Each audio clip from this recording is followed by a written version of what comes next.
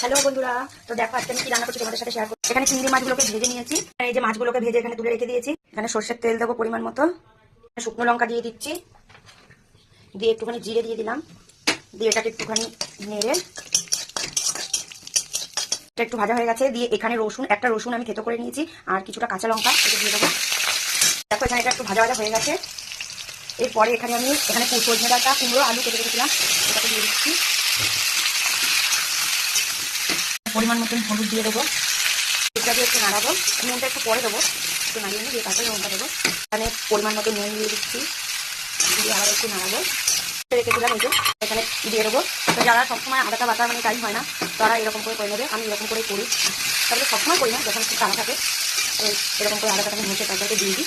এবং নিরামিষ তরকারি বা এরকম পাতলা তরকারিতেও দিই, অন্য কোনো মাংস ওই সমস্তকে দিই না, ওগুলোকে একটু দেখে দিলেই ভালো লাগে।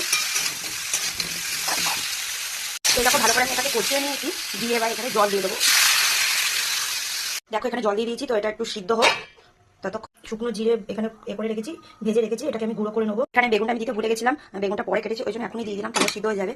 পরে তো আগে দিলে না কি হতো বলতো, গলে যেত, ওই জন্য একটু পরেই দিলাম, তাহলে একটু তাও গোটা গোটা পাবে। এই দেখো এখানে চিংড়ি মাছটা আমি দিয়ে দিলাম, এই যে চিংড়ি মাছটা দিয়ে দিলাম, দিয়ে আরও 5 মিনিট মতন একটু ঢাকা দেবো। তো 5 মিনিট হয়ে গেছে, তো আমি এটা করলাম। এই দেখো এখানে আমি ভাজা জিরেটা দিয়ে দিচ্ছি, আর ঢাকা দেবো না এটাকে এখন, এটাকে একটু ফুটুক।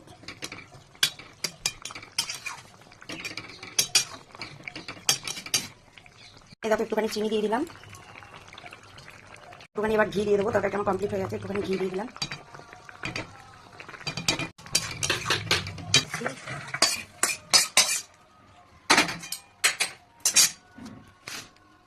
এই দেখো, তো তোমরা এরকম করে রান্না করে দেখো কেমন হয়েছে, আর তোমরা বলো খেয়ে কেমন হয়েছে।